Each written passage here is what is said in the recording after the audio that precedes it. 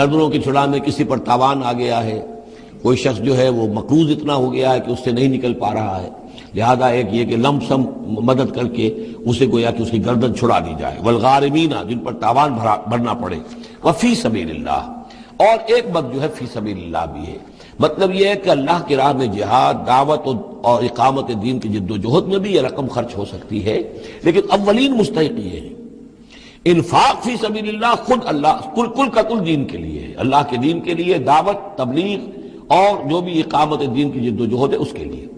لیکن یہ جو صدقات ہیں، اور زکوٰۃ بھی صدقات ہی میں شامل ہے، ان میں اولاً جو مستحق ہیں وہ ہیں غرباء اور یتیم اور مساکین اور بیوائیں، جو بھی ہیں محتاج ہیں، یہ ان کے زیادہ پہلے حقدار ہیں۔ البتہ یہ کہ اگر کسی شخص کے پاس اس طرح کی رقم بچ جائے کہ جو اس کے قریب میں جو بھی رشتہ دار ہیں، غرباء ہیں،